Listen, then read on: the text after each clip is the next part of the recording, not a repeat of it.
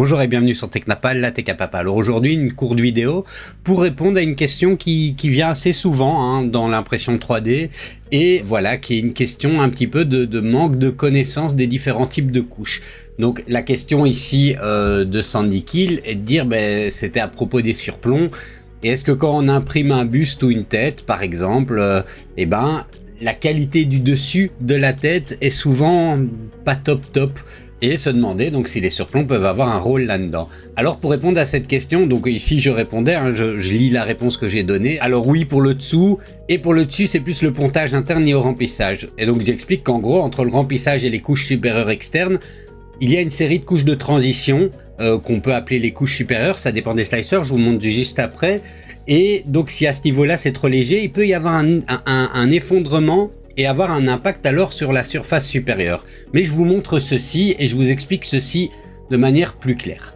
Bon alors pour vous expliquer ça, imaginons que j'ai un cylindre à imprimer et qu'on a le dessus, c'est juste parce que je pourrais prendre directement un personnage. J'avais commencé à faire la vidéo en prenant une statuette, mais on voit pas clairement bien les couches au niveau du slice, ça va être plus clair ici.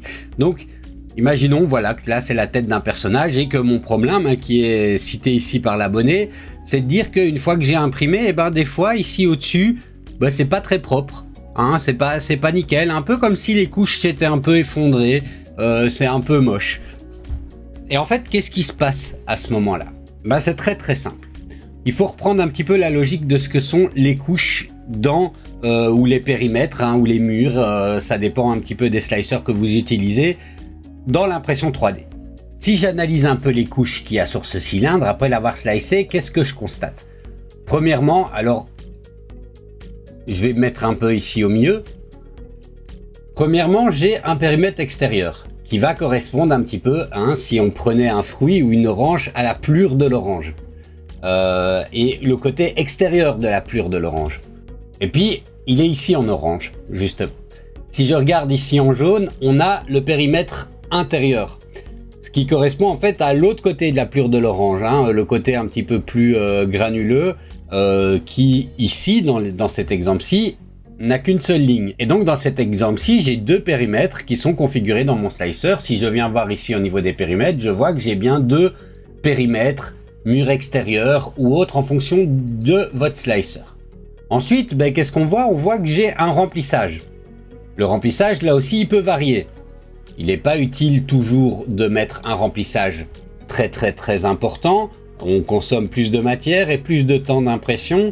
Et petit rappel au passage, même si ça peut paraître contre-intuitif à certains, le remplissage n'est finalement que marginal dans la solidité de l'objet. C'est surtout le nombre de périmètres, couches qu'on va mettre autour de l'objet, qui vont avoir un impact significatif sur la solidité.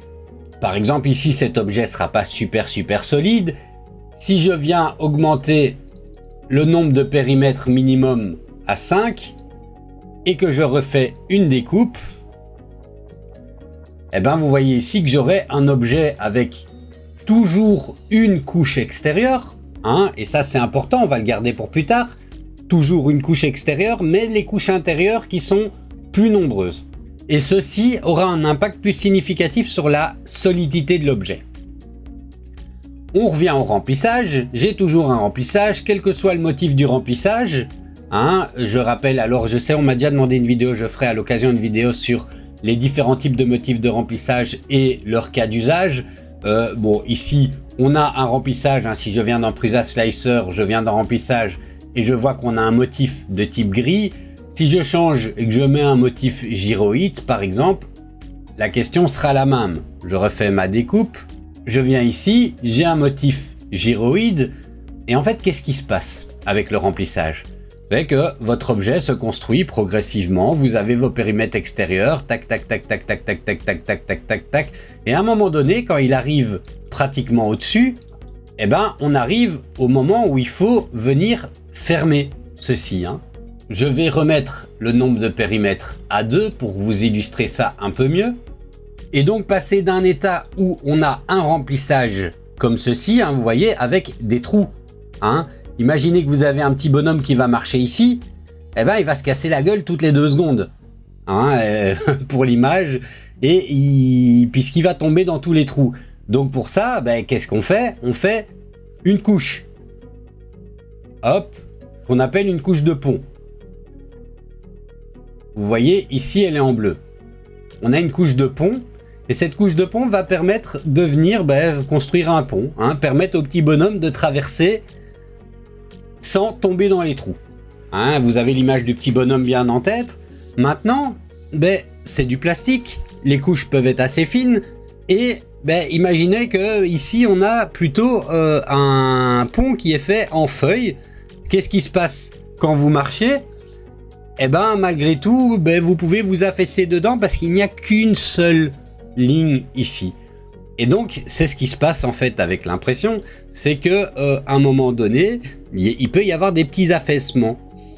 Si juste ici au-dessus, on venait mettre la couche supérieure, la couche extérieure, celle qu'on verra à l'extérieur du modèle après l'avoir imprimé, il peut y avoir un impact de ces affaissements sur le modèle, puisque forcément, s'il y a des petits creux et des irrégularités entre le remplissage et la couche du dessus, parce qu'on n'a pas assez de couche supérieure solide, vous voyez qu'ici, on a un remplissage qui est solide. La couche, elle est à 100%. Il n'y a pas de petits trous ou tout ça. C'est ce qui se passe. C'est pourquoi il y a une option dans coucher périmètre sur Prusa Slicer, et je vous montre juste après dans les autres slicers, qui permet d'augmenter le nombre de couches solides. Ici, elle est programmée à 5. C'est pas mal, 5 pour le dessus, 4 pour le dessous. Si je viens continuer, je vois mes couches. J'augmente d'une couche ici, hop, j'ai une couche de plus qui est complètement remplie. Histoire de renforcer la solidité, c'est que le motif de la couche n'est pas dans le même sens que de la couche d'en dessous. Vous voyez, ça vient faire ici une espèce de croix et ça se superpose pour augmenter la solidité. Plus vous augmentez, alors toujours avec quelque chose de raisonnable, mais plus vous augmentez le nombre de couches à ce niveau-ci, plus au final la couche supérieure, se posera sur un pont stable et solide. Et c'est pourquoi on dit qu'il y a une relation entre le remplissage intérieur et l'aspect extérieur d'une pièce. C'est pour le mécanisme que je viens de vous expliquer et le principe de pontage dans les couches supérieures. Donc voilà. Alors le principe est le même pour les couches inférieures, sauf que évidemment on est sur quelque chose de beaucoup plus marginal, sauf si on parle de couches qui sont sur plomb, puisqu'a priori là, l'écrasement va beaucoup moins se faire vu à cause de la gravité, c'est toujours Madame Gravité qui est en jeu dans tout ça. On est à plat sur une surface, là où on ne l'est pas ici. Maintenant, si je viens augmenter le nombre de périmètres pour rendre mon cylindre plus solide, qu'est-ce qui se passe? On voit ici que j'ai toujours qu'une seule surface extérieure, la peau de mon orange est toujours comme ceci à l'extérieur. J'ai plus à l'intérieur, et au niveau des dernières couches, ça ne change rien, je vais toujours avoir mes 5 couches ici pour pouvoir augmenter la solidité du pontage en dessous de la surface supérieure. Maintenant, si je viens modifier ce paramètre ici, alors maintenant si je viens réduire par exemple à 3 le nombre de couches solides supérieures, mais que j'ai toujours 5 périmètres, les 5 périmètres ne vont pas être pris en compte pour les surfaces supérieures. Vous voyez, j'aurai toujours que 3 couches de pontage en dessous de la couche supérieure. Donc ici, vous voyez, j'ai mon remplissage, je rajoute une couche, j'ai le pontage, et j'ai 1, 2 couches seulement avant la couche supérieure. Donc ceci pour vous dire que augmenter simplement le nombre de périmètres extérieurs ne va pas non plus régler ce problème-là pour ce qui s'agit des couches supérieures. Il faut donc bien venir modifier ceci ici. Alors je vous montre par exemple dans Bamboo Studio ou dans Orca Slicer, bon c'est à peu près la même chose. Je viens rajouter un cylindre, je vais le faire plus grand, et si je viens regarder ici dans résistance le nombre de parois, j'ai toujours 2 parois. Si je fais mon découpage, on va avoir le même genre Donc une paroi extérieure, une seule paroi intérieure, le remplissage en gris. Et ben là ici c'est pareil, j'ai à ce niveau-ci, donc dans résistance couche de coque supérieure, j'en ai 5. Et on le voit bien qu'ici j'ai 1, 2, 3, 4 et 5 qui est la dernière, qui est la couche supérieure qu'on va voir d'un point de vue extérieur. Donc ça c'est pour le principe de base. Alors je vais pas aller plus loin maintenant en vous expliquant pourquoi utiliser certains motifs plutôt que d'autres, etc. Mais vous comprenez alors un petit peu mieux le principe pour mieux supporter le pontage des couches supérieures afin d'éviter de dégrader l'aspect extérieur d'un modèle sur les couches supérieures. Voilà, donc je sais que c'est des termes qui sont un peu confus, mais voilà un petit peu le principe. N'hésitez pas à me dire dans les commentaires si vous avez bien compris, si c'est assez clair pour vous, et je vous dis à la prochaine.